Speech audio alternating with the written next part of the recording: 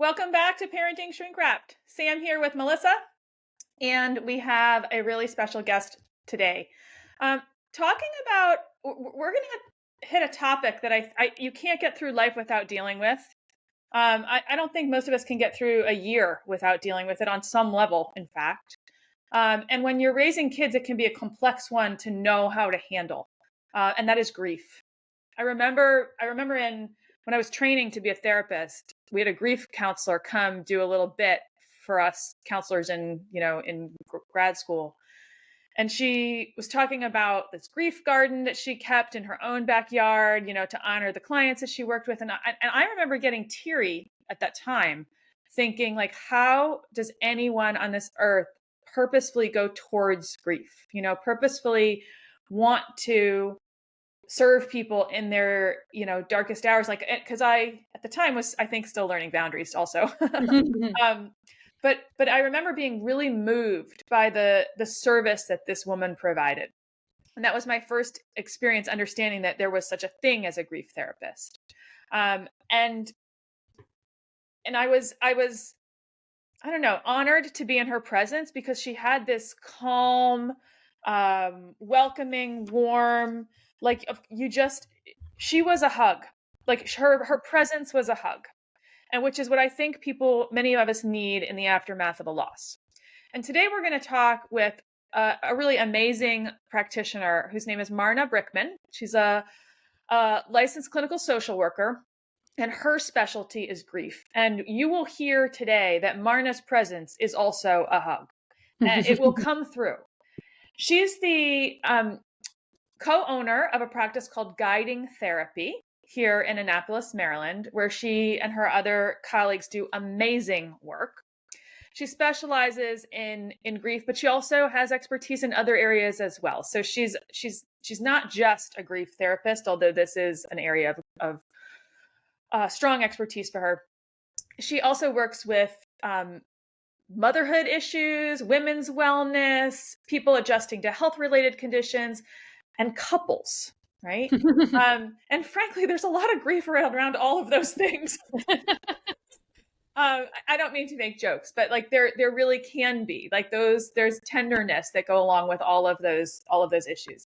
So Marna Brickman, I'm really excited is the wrong word. I'm not sure what the right word is. I'm looking forward to this conversation because I know it's going to be a deep and meaningful one, but I'm not excited like a bouncing off of my chair excitement, because that's not what grief brings to me, right? That's not what that topic doesn't raise. But I'm looking forward to shining a light on this topic, and I know you're the person for the job. Welcome to Parenting Shrink Wrapped. Wow, what a great welcome. I feel like I just got a hug just from that introduction. So if I can offer a hug to others, I will be honored. So thank you so much. So I told you about this woman who I met in grad school. How did you get into doing grief work? Oh, what a great question. I always thought I'd work with kids and do play therapy and have a lot of fun in therapy. And somehow I got sidetracked. I think I had a really powerful professor in graduate school who made me realize how important it is to be able to work with grief and loss because, as you said, it touches us in so many areas of our life. We can have a loss in a relationship, we can have a loss in a career, we can have a loss in our health. I just feel like as a therapist, you can't do this work without knowing how to work in loss and grief and transition. And I just found it so humbling, and to be able to companion people when they're at these dark stages and phases of their life, I found it really rewarding. And of course, a lot of the times we go into this work because of our own experiences. I have my own losses, lost my mother 10 years ago. Don't A day doesn't go by that I don't think about her, so I can more authentically be present for folks that are going through grief of a parent.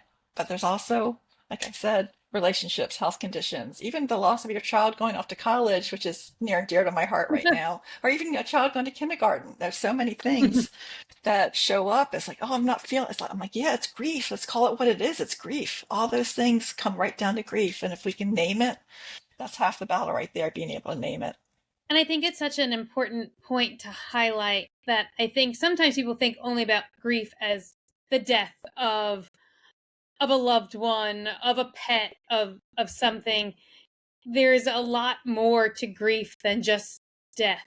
It is loss. It is not death necessarily. And I think that's really important framework for people to hear, that It's not just because somebody passed away. There's a lot of other grieving that can happen in day-to-day life. Um, Marna, can you talk a little bit about patterns to grief? Like what, and do they differ by age group and I know they differ by culture, but do they differ Yeah, by that's a great.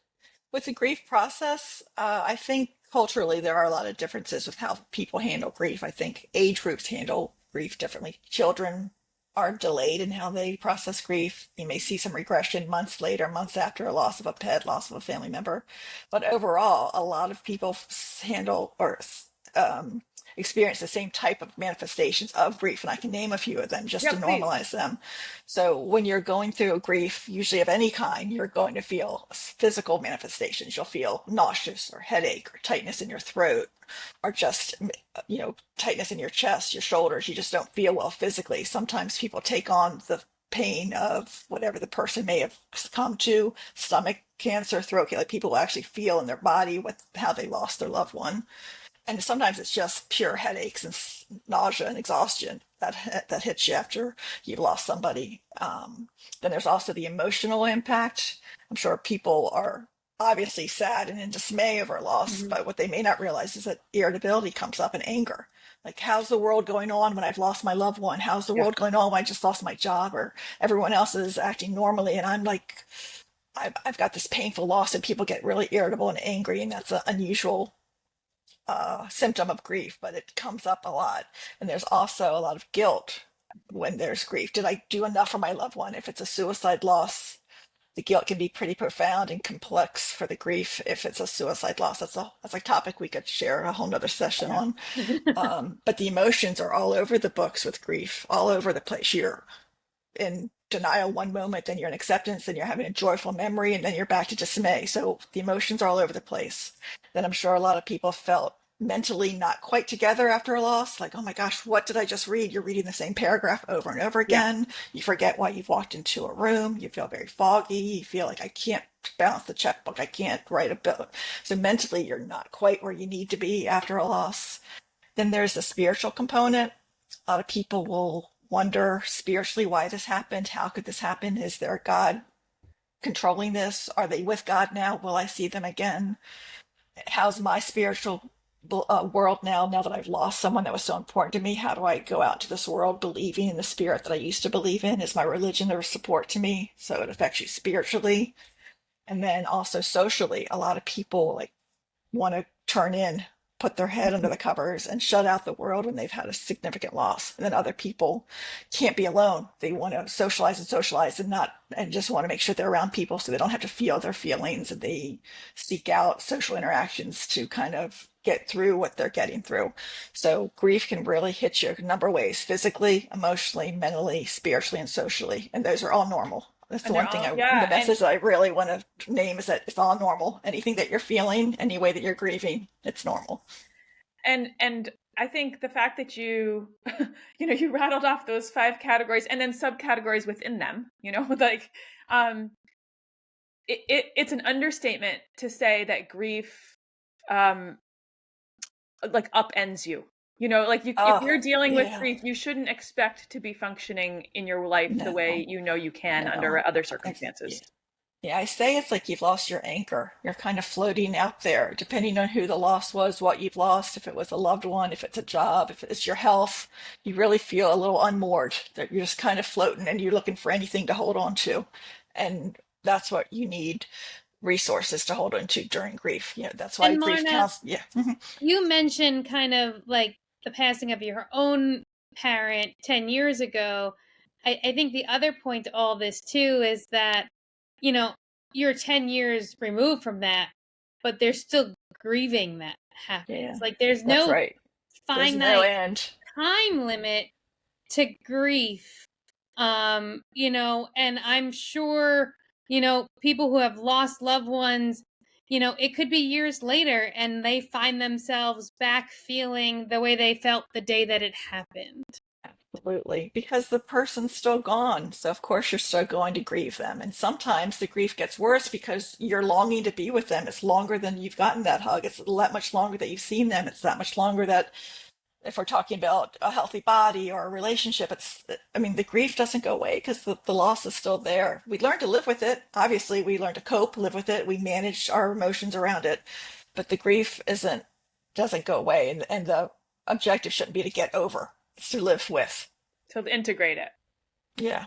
So, Marna, if knowing that our listeners are mainly parents, so helping guide their kids and adolescents through grief when they are also potentially experiencing the same loss at that time. So if it's the loss of a grandparent, this parent has now lost their parent, and a child or adolescent lost their grandparent. You've got an entire family system in grief. And obviously, it's different depending on the age of the kid. But what do you typically kind of recommend for families, recommend for parents on approaching this? And it's probably going to be different for different ages of kids. Yeah, it is different for different ages. The main thing is if they're young children to really name what happened, not that they went to sleep or they went away. Like you really want to say that their body stopped working and they passed away, they've died. You want to watch which words you use because kids will make up stories if you're not using more direct words. I think it's important for the parents to get the support they need so that they can be present for their children because the children will look to them for cues and for how am I supposed to be right now. So the parents need to really metabolize their stuff, which could mean talking to family members, getting into therapy.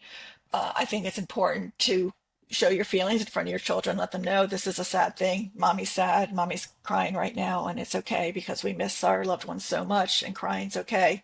And just to show them that we can cry and then move through it and then share memories and stories and have some laughter, but to show them that sharing your emotions is really important and that will guide them with how they can be. I want to put a fine Because, point yeah, on that. That's so important. I was just talking with a coaching client who had a significant loss earlier this year, and it's a loss that affected the whole family. And they were trying to they were trying to figure out how to navigate afterwards, and then how to be parents to the kids who had also experienced this loss. And the mother was like, I'm a crier, and she's like, sometimes I've like my kids will come in the kitchen and I'm just like trying to wipe my tears away. And I said, no, just tell them, like, they see you crying when you wipe your tears away, but you're trying to like trick them into thinking you weren't upset. The message is we don't talk about Bruno, right? Like, we don't cry about this thing that just happened to all of us. Instead, narrate it for them. Yeah. Just having a moment. I'm missing so and so. I'm sure you can all understand. Nothing to be afraid of here. absolutely. Absolutely. And you will role model for them how they Right. can be and how it's okay to share your feelings and express your emotions. It's sad. That's Yeah. the thing with our society. We haven't really honored death and loss and grief. We don't talk about it Yeah. openly. We don't say, hey, I'm still crying over my mom 10 years. It just doesn't get discussed enough. So I think the more we can normalize the emotional impact it has and really teach our children that, of course, we're going to miss someone when they die. It's sad. Yeah. And then you get to memorialize them and have things that honor them and stories to tell about them. And then we get to move through the grief with some tasks that make us feel connected to the lost loved ones still. But the sadness has to be part of the process. There's no way around it. With those tasks that are like memorializing and honoring, is there a recommended time frame for those? Like, is there for children or families? No, it can be as soon as it happens. You might want to have them be part of the funeral service or the celebration of life service, or it can be a year later, a year on the anniversary. It can be every time we hear the song, we do a toast. It can be we set a place at the table for them, even though they're not with us, maybe on their birthday or on our birthday. There really isn't, it's whatever your family feels is comfortable and feels like it makes sense for you in a way that isn't creepy or scary, but it's like, oh, just pretend they were here, or what food would they love for us to make for their birthday? It's really whatever feels good for the family, and there's no wrong way to do it. There's no wrong thing to do. I Just find don't pretend it didn't happen. That's the that's wrong thing to exactly do. what I was going to Yeah, say, Yeah. is that, and yeah, if you're a friend supporting someone who's grieving, like, I know, my friends, this is, horrible, but I have some friends who have lost children, which is like the biggest tragedy, right? And one of the things that I try to do is I mention the kids' names. oh, Like, so right? Like, meaningful. we just Yes. we talk about the child. We talk about the kid. Like in matter of fact, I bring it up in passing, and some of my friends have said to me, "Thank you." Some people are afraid. They They're dance around afraid. it as though this is like a taboo subject, and like if as though I don't think about my child every single day. Right. Of course they Exactly. That's do. such a gift. Yeah. I also like how Marna pointed out for like younger kids actually naming death. Yeah. Like call it what it is, because for the little kid, if you just say somebody went to sleep and never woke up again, that little It's kid's gonna be terrifying. terrified to go to bed at night. Right. Absolutely petrified. Or Mm-hmm. for parents to go to bed at night or whatever. Yeah. Mm-hmm. Or to That separate from their parents. it's really Yeah. important to like put a name to something and call it what it is, even if a child isn't of a developmental age to have full understanding, because really young kids don't understand the finality of Right. death. Yeah. But still using appropriate terms is really, really important. Can I ask a developmental question, Marna? So, you said kids could regress. That's one of the things that little ones can do. But as kids age, this has been my experience, but I don't have anything to back this up. This is just anecdotal. Like when I see a teenager who's had a loss earlier in their life, like a divorce or loss of a parent, or like a pretty significant thing happened that it was that you know caused grief for them, or should have caused grief, could have, oftentimes they were re-experiencing it at different, at like key points in their growing up experience, because their brain is different, they understand the world differently, so the impact of that issue is no longer like, it means something different, like, oh, Different. I'm about to graduate from high school and my parent isn't going to be here. Like, I didn't conceive of that when I was 7, when I lost my parent, Right. right? So the loss kind of keeps re-emerging with all of these cognitive developments and firsts and sometimes lasts in their life. Absolutely. Is that a pattern? Because That is a I've seen pattern. that too, Sam. that's a thing. Yeah. Yeah, not just with kids, with anyone, they get to re-experience the loss when a milestone happens that their loved one isn't there to experience with them. But definitely kids that didn't get to develop it, didn't get to process it in a mature way, they'll feel it and they'll go back like it'll really rock their little worlds. It's like I don't mean to be flippant, but it's the gift that keeps on giving. Like the grief will continue, and you really have to have someone to talk to at every stage so that you feel that you're not crazy, that it's normal to feel this way, that it's going to hit you in different ways at different times in your life. And that's just part of the grief. It's the part of the profound loss that you're feeling. So if parents are raising a child who has experienced grief, and maybe the parent has lived through the same experience, the parent may have certain things integrated at a certain time, but they may be like, what's going on with my child, which is Right. that's hard to tease apart on any level. Like, there's Mm-hmm. so many jumps and changes that happen, particularly that shift from like childhood to adolescence, when kids change anyway, and then, but on top of it, just may be processing that has to happen, and that does not mean you didn't do your job as a parent when the loss happened. Right.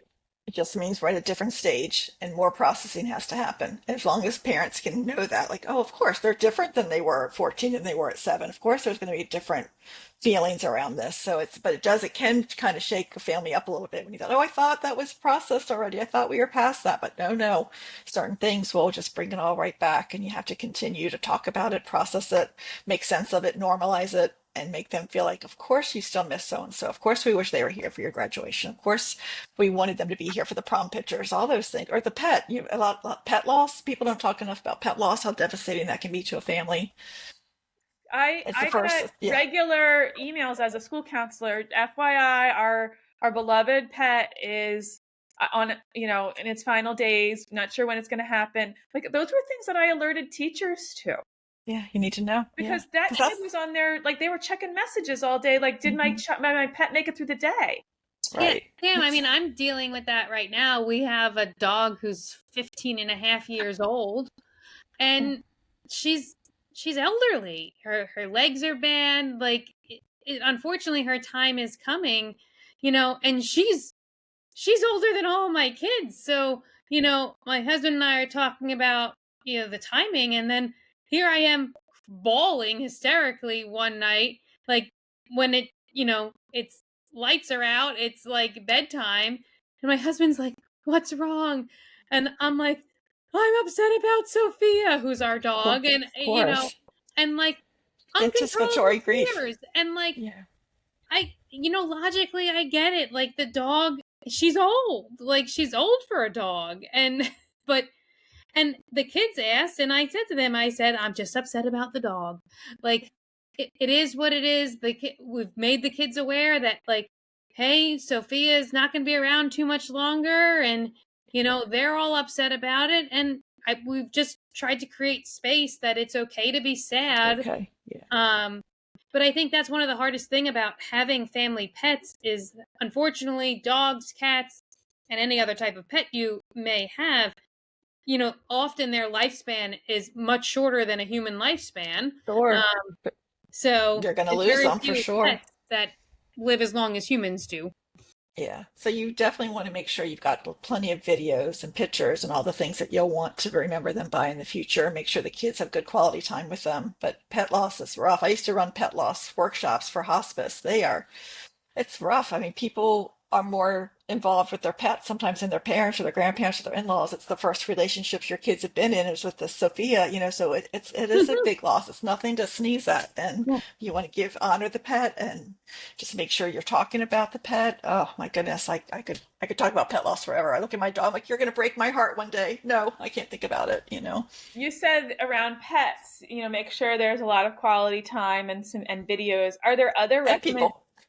That's what I was going to Yeah. ask. Like, are there recommendations if there's a loss on the horizon, like if you know Yeah. there's going to be a loss, Yes. what recommendations do you have? Have all those powerful conversations. Have the courageous conversations. Tell your loved ones you love them. Make time to be with them. Spend time with them. Care for them. Have your children spend time with them. Have your in-law. Like if there's any unsaid conversations, or have them. And if you don't want to upset the person who may be ill, or they don't want to think about their diagnosis, you can say, we're just going to have the just in case conversation. Just in case I don't see you in a month, I want you to know how much I love you, just in case. Or there's also unfortunately, the administrative things that need to be handled. Just in case we don't get to talk about this, how do you want the end to go? How do you want to be remembered? How do you want your services to be? You have to have those conversations so that there's no upset after you do lose the person. Yeah. But I can't say enough. Take videos, write down the recipes, take pictures, have them kiss you on the cheek so you have that kiss forever. Like do those things. I know it may sound silly, but they are treasures that you'll have forever. What about, and I'm sure this comes up in therapy, what about grieving the loss of someone with whom you had a really complex and/or tense relationship? Like, let's And say they're still and they're still alive or they passed. they passed. Like, for They example, like, passed. what if, you know, what, or maybe if they're still alive, like if you've got a parent with whom you've been on the Oh, outs, right? Like yeah. you're estranged, or it's a, Yeah. not easy relationship, and you're going to lose them. Like, um, it's I just, think you what you want is to have no regrets after the loss happens, after they're gone. If you have something you need to say, you may not get a response that you would want, but if you have something you need to say, you need to get off your chest, do it because we want no regrets. Or some tattoo says no regrets in your life, right? So I think you need to have the powerful conversations. And also, sometimes when you do lose the person and you haven't been able to have that powerful conversation because they weren't willing, then you want to make sure that you um, just know that you tried your best, and that they're part of what will complicate that loss a little bit more is the hope that could have been better, the hope that could have resolved, the hope that it yeah, could have been. So there's a little bit more grief after you lose that person if you weren't able to have that final sentence, that final, I forgive you. Maybe it's just I forgive you, not even I need something from you or you did me wrong, but I let go and I trust that you're going off to a better place. Because if you don't, it can sometimes make the grief a little bit more like, oh, I'd hoped for better, and now I'm grieving what I didn't get at the end. right. So you do whatever you need to do for yourself, for your sanity, for your spirituality, for your comfort after the person's gone, so that you know that you tried all you could do to bring peace to yourself and maybe to the relationship. Marna, I've recommended sometimes, because some people will say like they just can't verbally say it. And I've said to people in the past, like, well, then send a letter. Send a Like, letter, write you a letter. cannot, like, physically get the words out, write them down. Because, That's and a if great it's too idea. late, I have had people who I have said, well, still write the letter. Still write the letter. Just, And I have some people say write the letter and don't ever send it, but just get it out of your just heart, out of getting your it mouth, out. out it out, write a letter, get the words out. Yeah, sometimes it's like I said, it's not necessarily for the receiver, it's for you. And that's grief, right? Like that's It's like grief. dealing with grief is working through your stuff.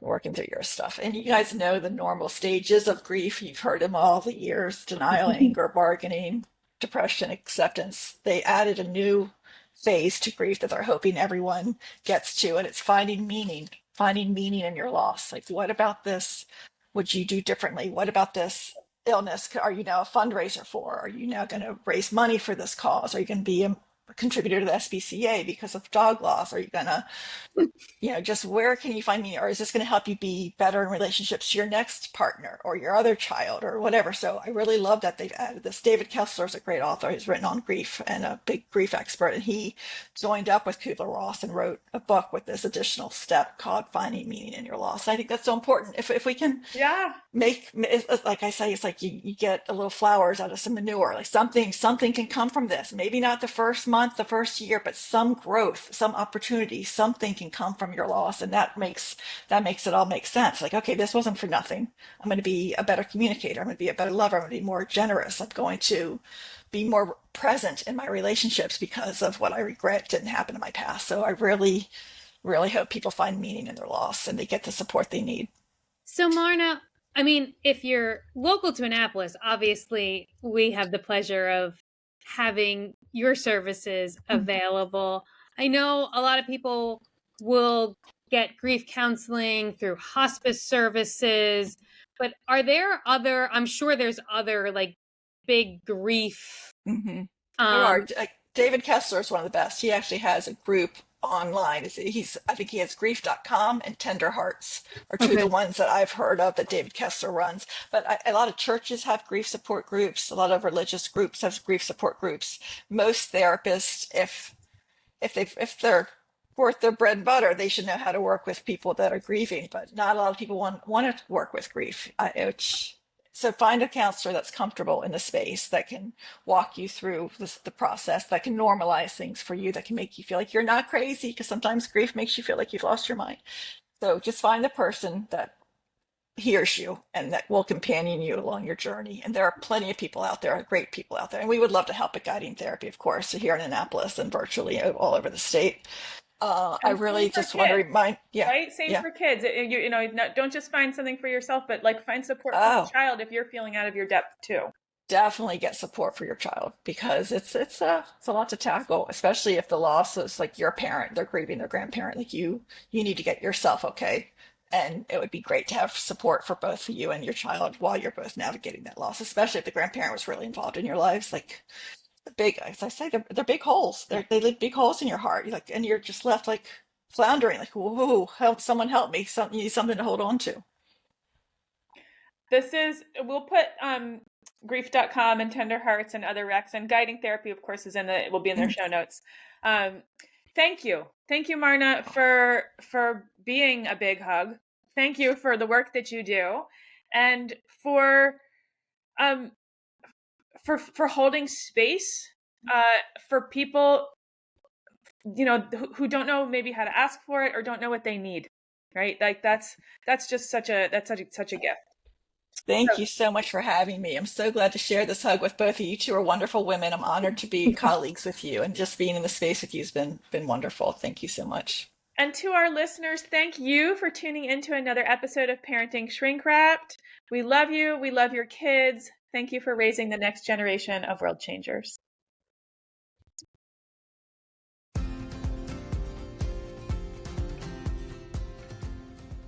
Thanks for joining us on this wild ride called parenthood here at Parenting Shrink Wrapped.